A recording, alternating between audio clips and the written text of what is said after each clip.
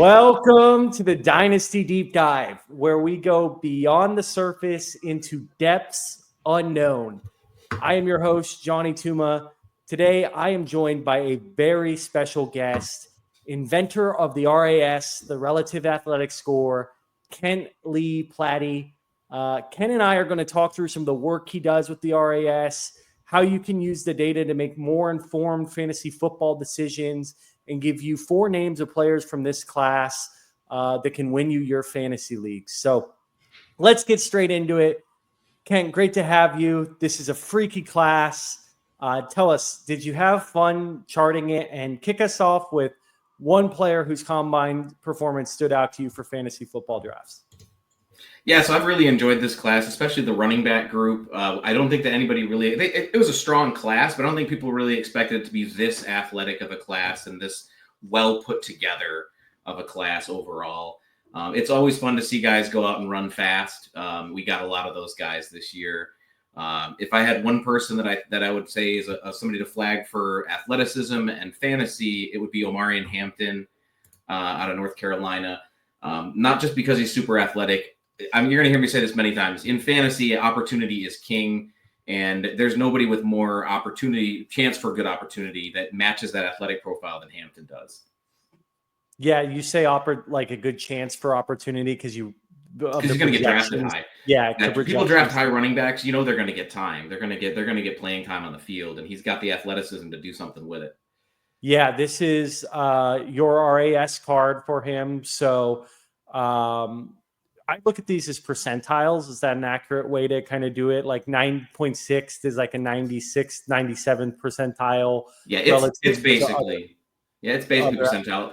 You just move the decimal point over and you're pretty much right. There's a mathematical distinction. There's like one extra person that's not getting or is getting counted that shouldn't be there because the person would get counted twice. But the only person that cares about that is me. Nobody else cares. It's percentile. Well, you do great work with this stuff, and I think it's the highlight of so many people's combine season. You know, like it's one thing to watch the guys run fast in tights, but it's when you put it all together on a card like this, it's just like comes full circle. So elite speed, elite explosion, great size. You can tell that agility score might have started dragging him down a bit, and he didn't do the 3-cone, right? But I think we saw for other guys like Judkins. I don't know if he even did any of the agility testing, which would have pumped him up or potentially brought him down a little bit, right? Yeah, potentially. A lot of guys skip the agility drills at the combine. The combine schedule that they've been using the last couple of years doesn't really put that in a good spot during the day, and a lot of people just skip it and then do it at their pro days. Hampton did the bench and he did his shuttle. I would expect him to do his cone at his pro day. I don't expect him to skip that, even if it would, not be the greatest score. He's probably still going to do it. He's a pretty competitive guy. That's a great point. They do have them doing those cone drills at like 7 p.m. I remember Romo Dunze trying to do the shuttles and stuff, and like I was ready for bed. I'll pull up Omarion Hampton on Player Profiler.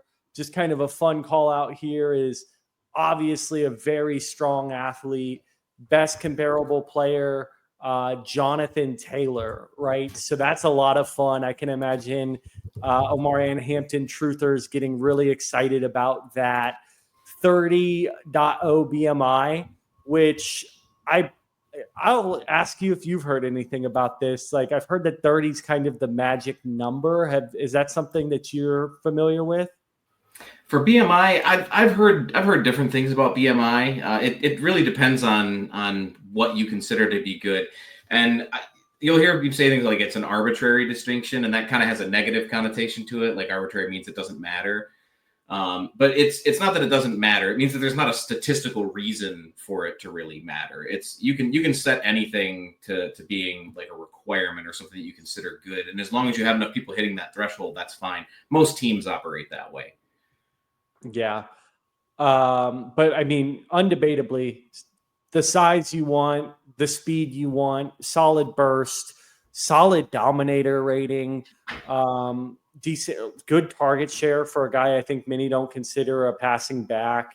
We have him ranked as the second most athletic in this class behind Judkins. And again, I do think that agility score maybe dragged him down a bit there, but just an awesome guy. This is a stat I love to throw out. One of four running backs or four players in ACC history with back-to-back seasons of 1,500 rushing yards and 15 or more touchdowns.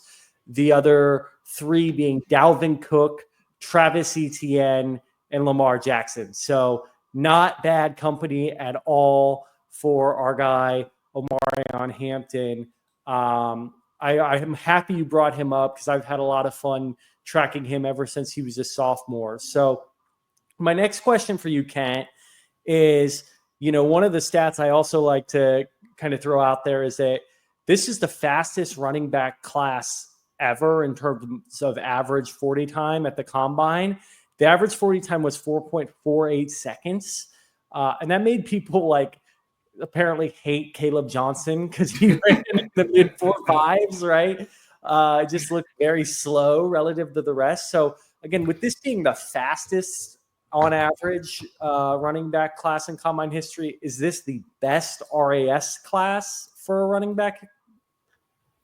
Yeah, and I take into account pro day stuff as well, so it's not just the combine, and they still ended up as the fourth all time. Wow. And the best since 2008. And that 2008 class is the one that has the best RAS of all time for running backs, because you've got Jonathan Stewart, Matt Forte, Chris Johnson, Darren McFadden, just a great list of very strong running backs from that class. But it's pretty close. We've already got more players with an elite score, which is 8 or above for RAS. We've already got more in this class than that 2008 class. It was just a smaller class from a tracking standpoint. So I don't think the average is going to stick, just because the pro day circuit, the numbers start to go down because you get all the guys from the small schools and the guys that are never really going to have much of a shot in the NFL anyway. But if we're looking just at the combine, it's either 1 or 2. It's up there if we looked at just the combine. Yeah, wow. I love you reminiscing on that class, because those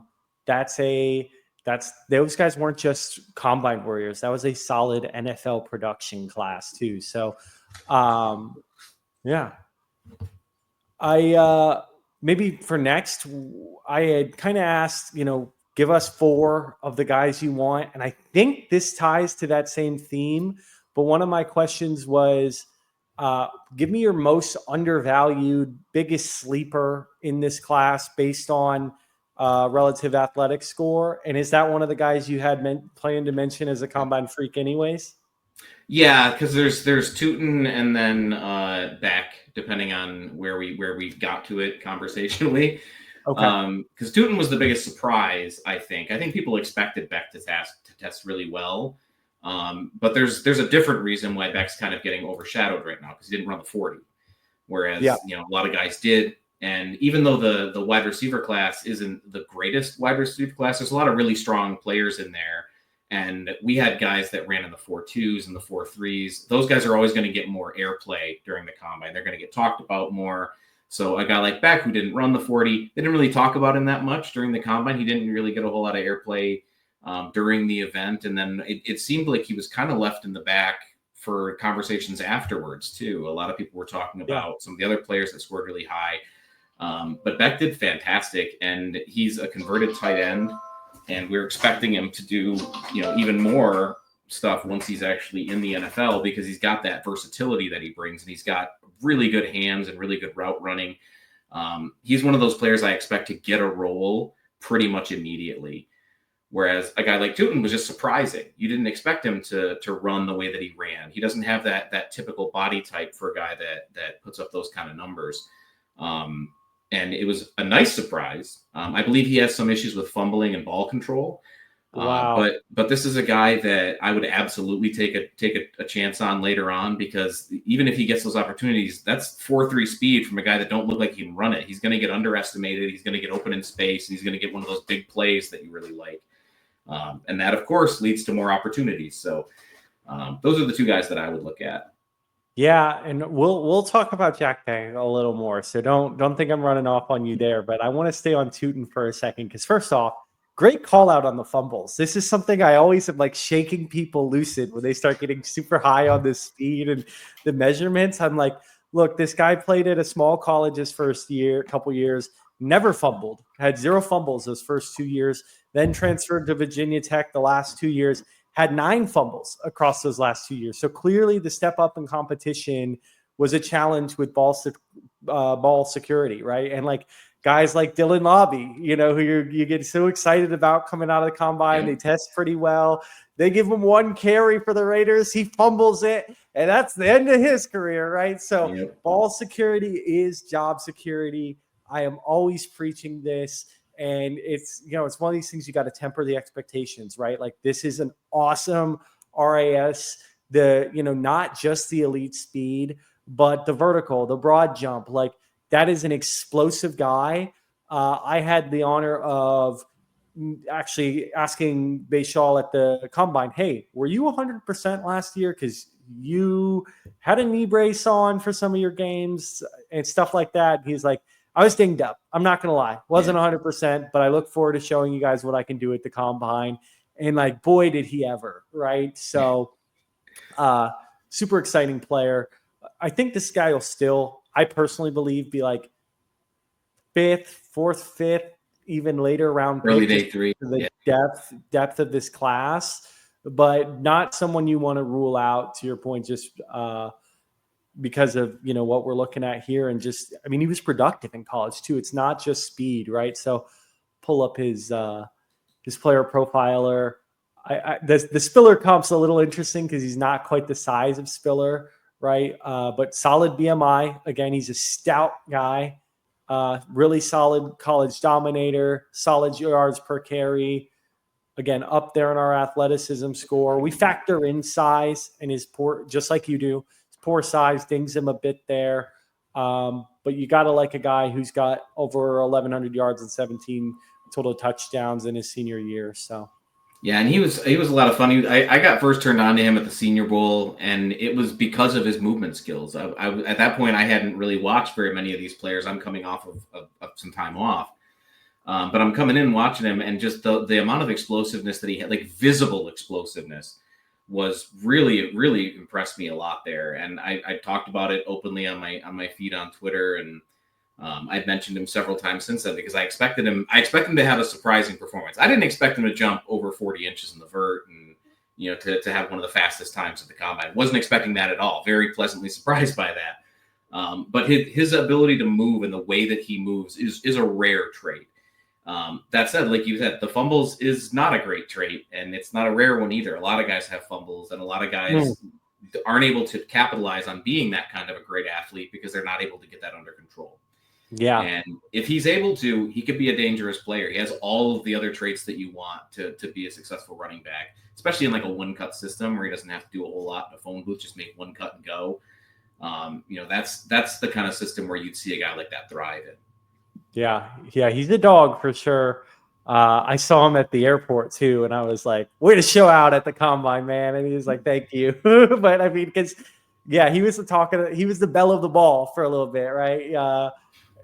Speaking of another belle of the ball, and I believe this was another guy you kind of had on your freaks list.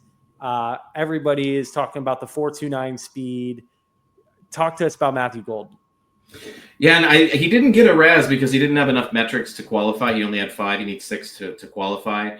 But the fact that he came into the combine and everybody was talking about his teammate and his speed, and then he comes in and runs a 4.29, that got people talking a lot because this isn't some lower ranked or mid-tier guy. People already thought pretty highly of Golden.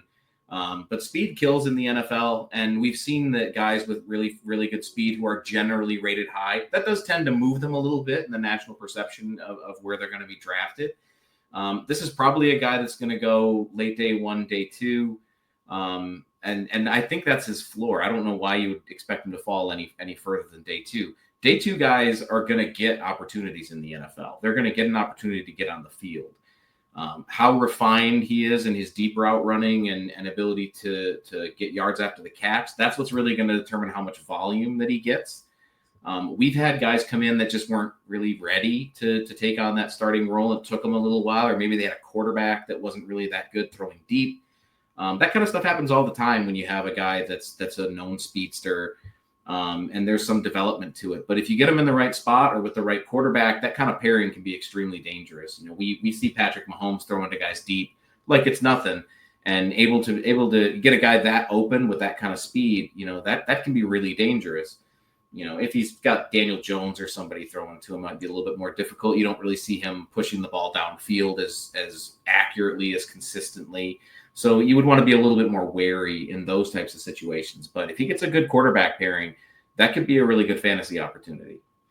Yeah, I love that point because I think so many people have kind of bailed out some of his production issues with Quinn Ewers can't hit a deep ball to save his life, right? And it's like, just like you said, though, man, not all the NFL quarterbacks can either. So he is a little more landing spot dependent in that sense than some of the other guys. Cause he's got wheels. He can track the ball well. He's got natural hands from the film I've watched, but it really doesn't matter if your QB can't hit the side of a barn door. I want to switch to the profiler stats because I'm an analytics guy and I know you're a math guy. And some of this does concern me a little bit. Lower percentile dominator rating, lower percentile target share.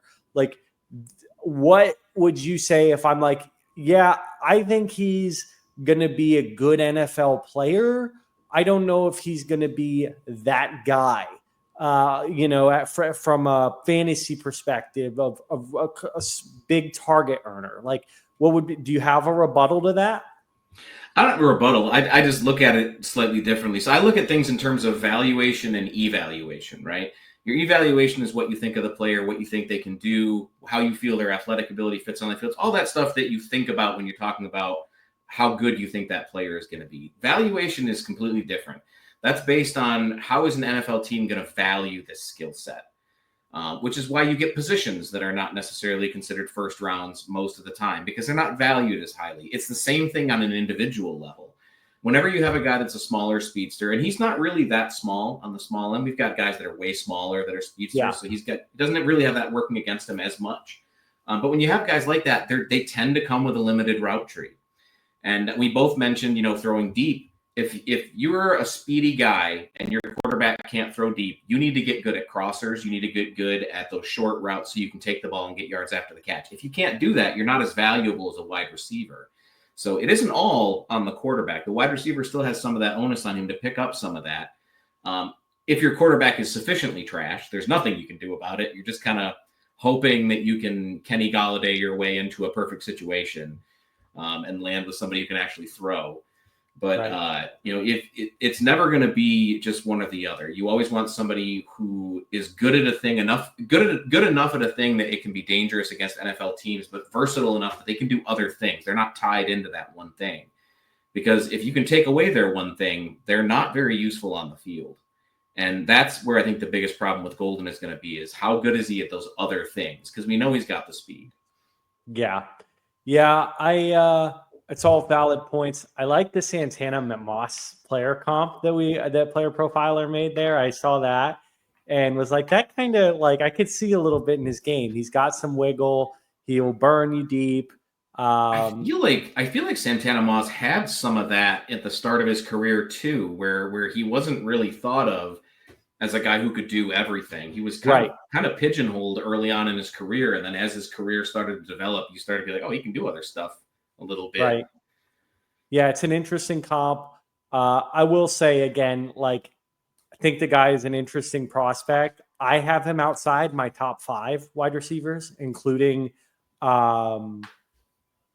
Travis Hunter as a wide receiver, because I just think Travis Hunter is amazing.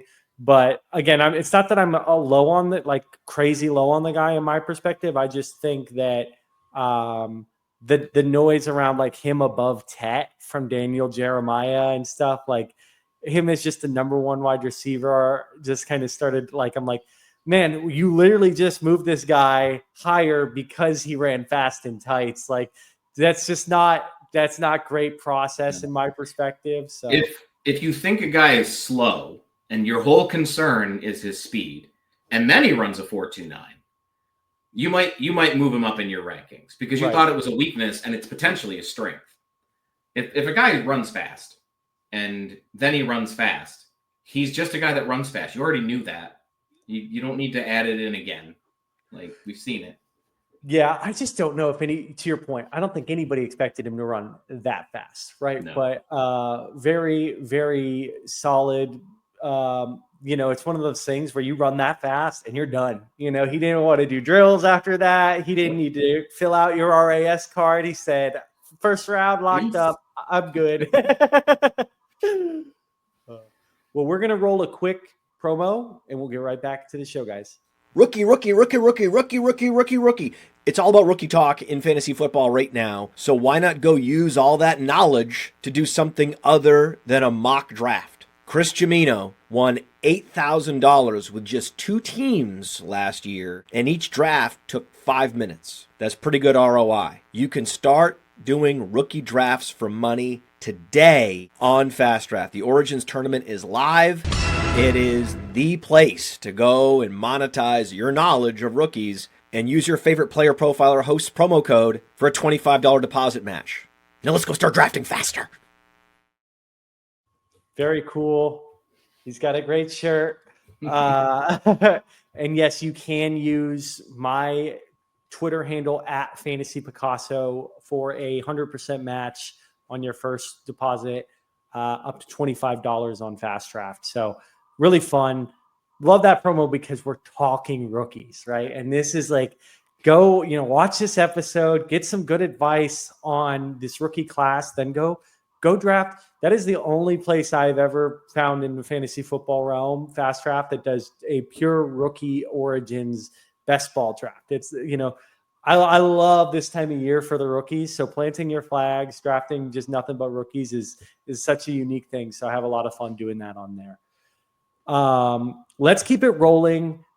I got another RAS card you shared with me from a guy from Iowa State who was a freak at the combine. I mean, I think he surprised everybody. To your point about a guy that you kind of had to almost adjust the ranks because you're thinking, oh, he's all right. And honestly, I could be saying all this and viewers could be thinking, oh, it's that wide receiver from Iowa State. But no, we're talking about there's 2 really good performers from Iowa State. But which one caught your attention, Kent? Yeah, so Jayden Higgins had one of the highest RAS scores at the entire combine period across all positions. We did have a couple of 10s on the defensive side of the ball, so a couple guys scored higher. But among the skill positions, one of the highest guys there. You don't normally have a guy with that height, weight, and speed combo.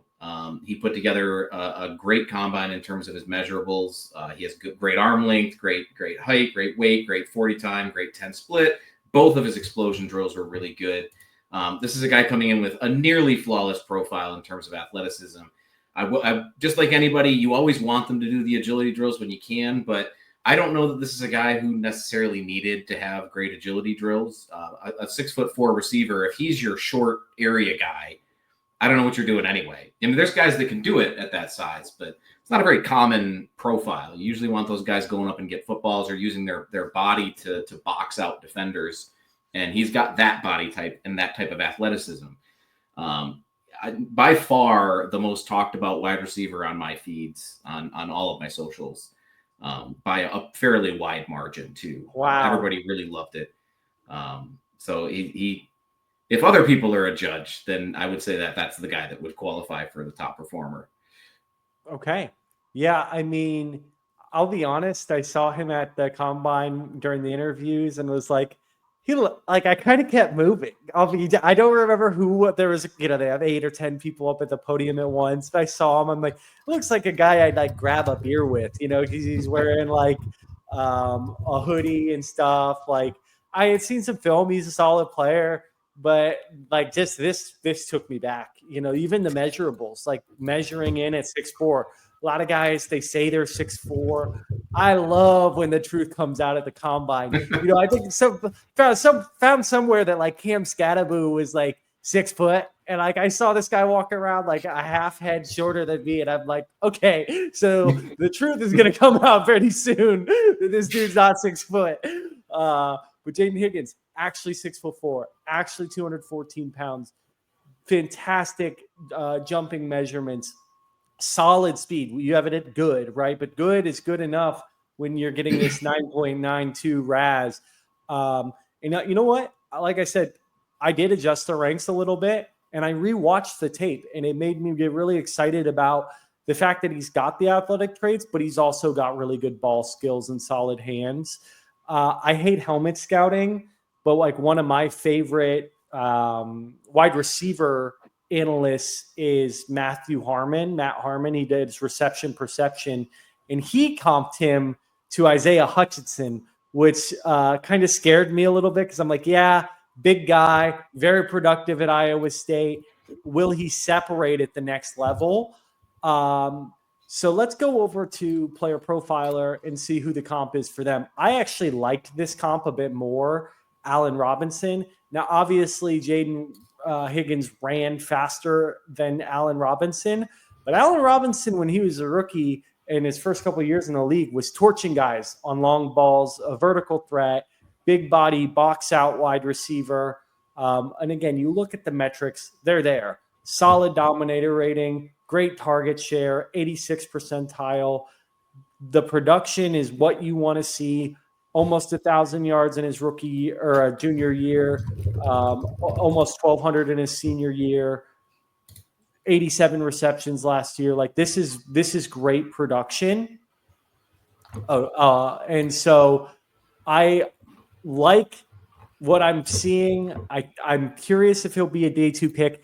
Kent, what do you think about like the player comp of Allen Robinson? I heard someone call him Nico Collins. I've heard that a few times. Again, I don't know if he's as nimble as Nico Collins, but what do you think of those comps? Does your head go anywhere when you think of this guy? Yeah, and I think the issue that we get comparing him to guys like Nico Collins and a couple of those guys is that we got a bit of a clearer picture with their agilities.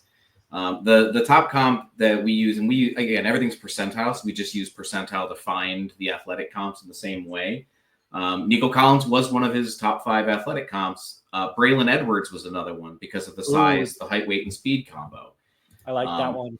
And I like that a little bit more because even though Braylon Edwards tested really well in agilities, that wasn't a huge part of his game. The height, weight, speed was a bigger part of his game.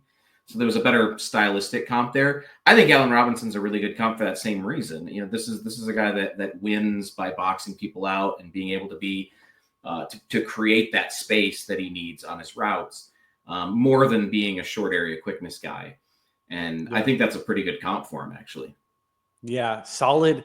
Look at that arm length, too. 33 inches. I mean, 86 percentile. Like, again, I didn't see it in the hoodie at the combine. I just saw like a dude, but the numbers do not lie at the combine. Like I said, one of my favorite parts about the combine is when the truth comes out.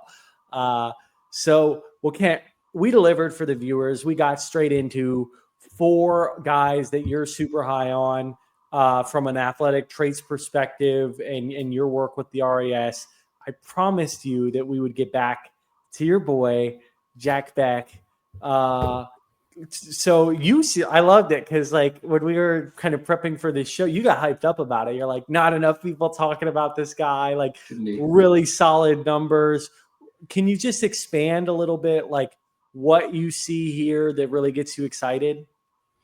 Yeah, so this is, I mentioned that he's converted from a different position, and he's got that he's got enough size. Like he's not a huge guy, but he does really well in terms of movement skills on the field with that size. He plays the old adage, he plays bigger than he is. When you have a guy that's this size in terms of height and weight, what you'll usually see is a guy with really long arms that's able to push guys away and create that little bit of extra space.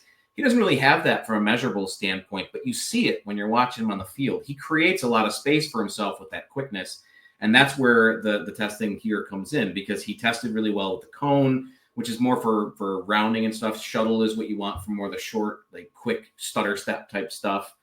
But getting off the line is one of those things that you really want a wide receiver to be able to do. Having a really good broad shows that he has the lower body explosiveness to be able to get off the line quickly. All those are great athletic traits in a bubble. Like by itself, those are good athletic traits. When you pair it with the way that he actually plays on the field, because he does love to get off the line quickly, and he has that athletic trait to match. He loves using his quickness to get away from guys and create some speed. You see that when you're watching him on the field. I don't know why he didn't run the 40. I didn't see if there was an injury or anything like that, or if it was just by choice. I would still expect him to run that. Very few guys skip the 40 throughout a whole season. But I don't expect him to have a bad 40. And even if he did, that's not really his game. He's not a burner. I don't really need him to run, a 4.3 to be able to put this guy higher on my boards. If he runs in the 4.5s, which is where I kind of expect him to go, that's fantastic. That's fantastic for me. Yeah. Because I don't need him to be that big burner down the field. That's not how he creates space. So let him get out there and cook. One of my favorite guys to watch again on tape this year, and I'm really hopeful that more people start looking at him that way. Go to the tape, and you'll see this type of player, this level of player, I think. Yeah. Well, I like, to your point, that 3 cone. Anytime I see like a sub 6'9", I'm like, okay, you have my attention in terms of kind of just ability to be quick with your feet, create some quick separation near the goal line. And that was some of the stuff I saw from his tape. Like, I hate to throw out, and it's not, the production's not there. It's just not realistic, but like almost a little bit of Devontae Adams and some of those routes I was watching near the end zone. So that'd be cool. And similar size, about 6'1", 210, right? So again, I don't think he's quite Devontae Adams, but it was just an interesting kind of thought in my head. We'll throw it over to our player profiler. Josh Palmer, probably not the comp that fantasy darlings are looking for. You want the really big ones. Yeah. But to your point, you brought up a good point about only 43rd percentile arm length. So he's finding other ways to compensate and win near the goal line. I believe as a freshman, he was on the same team with like Kayshon Boutte, Brian Thomas, and Malik Neighbors at LSU as a tight end, and led them all in receptions. So this is a guy who has, always found a way to contribute. You see even special teams yards there in his sophomore year. Really solid senior season, going over 1,000 yards and 9 total touchdowns. I'm probably going to have to go through this guy 1 or 2 more times. At a certain point, I get tired of like just doing film until I'm like, all right, I can get excited about you, but if you go in the 6th round, you're toast. You know what I mean? Yeah. So, see, my fear with him is just that I feel like he's either going to be a very, very good wide receiver, and not from a fantasy perspective. I'm just talking overall, because I don't think he's going to start out quite as quick as some of the other guys. I don't think he's going to get the opportunities to. And again, opportunity is king. But I think at long term, he's either going to become a really good wide receiver, or he's going to be like Mike Gesicki. He's going to get just enough every year that you think he's a better player than he is. Yeah. And you're going to feel disappointed, even though you shouldn't feel disappointed at the production that he had. Yeah. And I feel like that's my floor for him. I'm very high on him as a player. And I feel like that's a good enough floor. Like if I get a guy that I'm disappointed with him just being pretty good, then it's my problem, right? It's not his problem. He's doing his job. I need to just adjust my expectations. Funny stuff, man. I love the Gesicki comp. Every time you think you're about to cut him, he goes off for 2 touchdowns, right? Well, I want to be mindful of the viewers' time, but I can hear them chirping, and they're begging to pick your brain just a little more. So I've got a few kind of closing questions just on the work you do with the RAS. Athleticism undeniably matters in the NFL, but it's not the only thing. And, we were talking, you and I, before the show, like you go back and kind of dig through the records of, okay, these guys did this once they hit the NFL. Can you talk to us a little bit more about the correlation between the RAS and fantasy production? Yeah, and it's one of those things that I would love to say I have better data on it. I haven't been able to dig too much into specifically fantasy points. But I have done research on what it takes to be a Pro Bowler. I've done research on 1,000-yard receptions, and I've done research on rushing yardage for quite a bit. One of the stats that I was able to find, my data is incomplete here because I stopped. I told you I had some time off. This is what I was working on when I stopped. But like running backs, if we look at rushers under 25 that have 150 plus carries a season, half of those guys are over 8 for RAS. Only 15% are under 5. So you do get a couple of exceptions in there, but it happens at such a low rate that you want to try to temper your expectations when you're drafting guys and try to take that into consideration. Like you said, it's undeniable how much of an impact it has. It impacts the NFL draft, and it's shown when you start looking at production. Fantasy production is just a way of looking at the traditional production, yardage and touchdowns. And the guys that get those, they just tend to be the better athletes. So, from a fantasy perspective, if a guy has like no opportunity, he's like the 5th running back, but he's got a 9.8 RAS, that's great and all. But what are the chances he's going to even get active on game day, Right. Let alone be able to get those carries? I'm a Detroit Lions fan, and we had Jahmyr Gibbs and David Montgomery. Unless those two got hurt, it doesn't matter who the next guy was. It's Craig Reynolds, but it doesn't matter that it was Craig Reynolds. It could have been anybody. They're only going to get out there for maybe a couple of snaps a game. They're not going to give you enough production to be a fantasy relevant person. If a guy gets drafted early, regardless of his RAS, you're probably going to think he has a good chance to get in there, especially if there's no presumed starter ahead of him. If they're the guy coming in, don't worry about their athletic testing. Clearly, somebody's going to hand him the ball. I remember we had Kelvin Benjamin one year as a wide receiver, to use as an example, but he had over 1,000 yards because he was just getting force fed. They had nobody else to throw to. And they were just like, hey, just throw it up to the big guy. He had an awful percentage or catch percentage, but he got a lot of production because they just kept throwing it to him. Obviously, you want him to actually be good at what they do because that's better production anyway. But go by the production that you expect them to get, and if they have a high RAS and there's a chance that they get that opportunity, then Aaron Jones, where there's a possibility of getting those snaps in the season, that's when you really start to pay attention with it, because you think if that guy does get snaps, is he going to do something with it? He's going to make a name for himself. And the big, fast, explosive guys tend to do that. Dude, I hate that you brought up the Lions because my Sione Vaki shares are toast, is what I'm hearing. Seriously, guy I really liked, but boo-hoo. I'm kind of jumping around here based on some of the stuff we talked about before the show. You talked about, RAS, fantasy production. I'll just throw up a card you gave me that made me think a little bit as you were talking there. Like, this is Mark Ingram. This is a first rounder. And what was your data point on him? He is the only first round running back with a RAS under 5. Right. So wow, this is under 5. Yep. And one he's of the first guys. Significantly under 5. Yep. And he's one of those guys that people bring up a lot when it's anecdotal when you say, well, I have this one guy who didn't test well and he had success, and they think that's like a be all end all. And it's like, yeah, but like all of the other running backs that were drafted in the first round, in all the successful ones, all the failures, all of them were above 5, and he's way down here below 3. That's what you're really trying to pay attention to, is those overall trends. You have to zoom out a little bit. But it's important not to let guys like this go away. You don't want to just ignore that guys like Mark Ingram exist. Because if you do that and you start excluding guys solely because of their athletic testing, you're going to get bit by that. That's going to bite you if you ignore guys based on their athletic testing alone. Should it concern you if you make an evaluation of a guy and they test significantly below where you expect them to? Yeah, that should be a concern. But if their tape is still good, it could just be that they had a bad day or that they were injured when they tested. My favorite card is Jarvis Landry. Dude, I love that you brought him up. And he was injured when he tested. He had a hamstring injury. He tested anyway.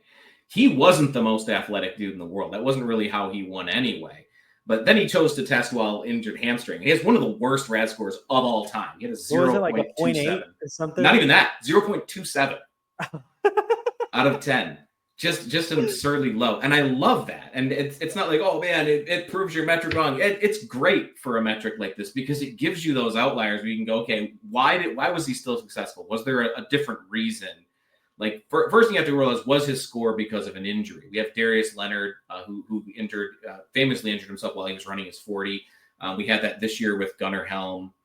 Rolled his ankle. There was another one. I think Ricky Williams. I think I said might have been hurt. I don't think anybody said that on the broadcasting, but I said that when he ran, that I felt like he might have hurt something. But you pay attention to those injuries because sometimes guys do really well at their pro day after bombing out on the combine. We saw that with Joe Hayden, and I always forget the guy's name, the cornerback from Miami, Xavier. Whichever one it is, always forget his name. But the same thing. They both had a bad combine, and then they went to the pro day and they crushed it at their pro day. So that the fact they had an injury, we were able to show that. We can show that with data that there was an injury that impacted their testing. Sometimes you don't get that because maybe they're not fully recovered from that injury when the pro day comes. Maybe they did just good enough that they don't really care. Maybe they're ranked high enough that they're not really worried about their draft stock getting taken down. There's a lot to consider when you're looking at a player's score if it is low. And sometimes it still doesn't make any sense. And you're looking at it, you're like, I don't get why this guy tested the way that he did. He doesn't look like that. Some guys are just bad testers. Yeah. And sometimes guys win in different ways. My favorite example to use is Anquan Bolden, who was never faster than anybody. He was never quicker than anybody. He was stronger than every wide receiver who's ever played football. And you had to beat him for that football every time it was in the air, and good luck with that. But that's a good enough skill to get you a long NFL career because it's difficult to defend. And it didn't matter that he wasn't faster than anybody because he wasn't trying to outrun anybody, you know? Right. So look at where a guy wins, and if the testing lines up with that, great. If it doesn't, try to figure out why. That's your job as an evaluator. Yeah. Man, trips down memory lane with those guys, right? Boy, that Mark Ingram score, like that scorecard almost made me have to take a break to go puke, man. That thing was not pretty. But I love, this is why I wanted to get you on the show, man. It's just to kind of extrapolate on what you're seeing, what history has taught you about all of this. I think it's so great to get the guy who does this for the community. And, to hear you say, hey, it's not all about these. This is a factor to weigh in. I got one last question for you. And it's the idea of where correlation to success for position, because, you mentioned it. I think Gunnar Helm is just going to get tanked in draft stock and at least the fantasy community right now. The guy clearly badly rolled his ankle. And I remember I was physically there at the combine watching the drills. I did not see him do that because he didn't even make nothing of it. He got up and ran in a bad time, right after he had a false start on his 40. But yeah, I mean, dude, yeah, he's tough. He shows a dog in him that I'm like, if anything, I'm like, adjust the ranks, raise this guy up. And I remember actually making a note on my little sheet that I had saying sharp cuts during his receiving drills. Like, this guy was cut. My eyes could be terrible, but I was like, I say, okay, he didn't test well. I get it. He ran a 4.9, and I was like, just distraught because I like Gunnar Helm. But I remember thinking, okay, but he's still showing me what I saw on film, that this guy can, is a decent receiving tight end. Anyways, long story of saying, tight ends athleticism is undeniably important, but could you maybe just give us a glimpse in your mind of how tight end, running back, wide receiver, those positions kind of correlate to fantasy success with athleticism? Yeah, and it would tend to be in that order. Tight ends overwhelmingly are the most reliant on athletic position in my opinion. That's what the data tells me. We've never had a first round tight end with a below average RAS, and we've only had a couple where it was below 8. I think there was 3. I know 2 of them were drafted by the Lions. They drafted Brandon Pettigrew and Eric Ebron, both of whom were under 8. I think they were in the 7s. But people don't draft tight ends that aren't super athletes in the first round. And that trend kind of continues into the second and third round too. Those guys don't really go that high And tight ends that test poorly, they tend to not get drafted at all. And if they are, they're generally drafted on day 3. We've only had one tight end since the year 2000 that had a 750-yard receiving season, and he only did it once. It was Jordan Reed. And the only reason Jordan Reed had a below-average RAS was that he was injured at the time, and he barely qualified. I think he missed all the explosion and agility drills. I think he did the bench and then his 40s, which isn't his strength, right? Which is not his strength. You wanted to get those agility drills especially, but the explosion drills too. I don't think he would have been below average. Oh yeah, I was going to say that almost makes no sense, right? Because Jordan Reed was an athletic dude, but the injury context goes in there, right? So. But he's the one guy, and there's all those asterisks left next to his name. He only did it once. We know that he was an injury-prone guy. We know that he dealt with injuries in the areas that he didn't test were probably his best. All those asterisks. I don't have any other examples of a guy being successful at tight end with poor testing. I have that at every other position. I have that at running back. We just looked at Mark Ingram. Bucky Irving's the most recent guy that tested poorly. There's a lot of examples of guys that found success at running back and wide receiver. We just don't have that at tight end. Tight ends are usually the best athletes on the field, the successful tight ends. And it very, very rarely deviates from that. I'm still hopefully that Isaiah Likely is going to be that first guy that breaks that statistical trend that I was just talking about. He didn't have a good RAS?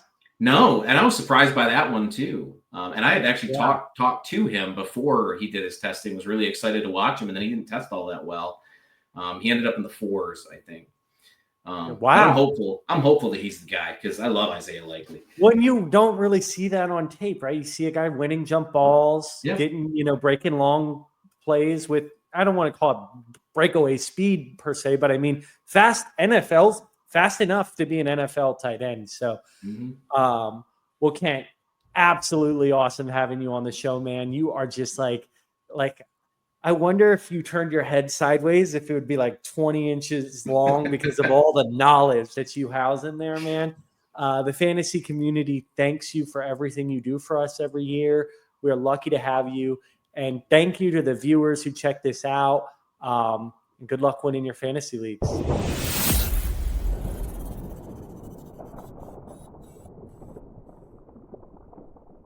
From the Podfather to you, I deeply appreciate you tuning in. And many ask, what can I do? What can I do to help support the hosts, the research they do, the production costs? Go to PlayerProfiler.com, Dynasty Deluxe, World Famous Draft Kit, Rankings, DFS Dominator, and of course, Data Analysis. Subscribe to any one of those, and you support all of us and take Player Profiler to the moon.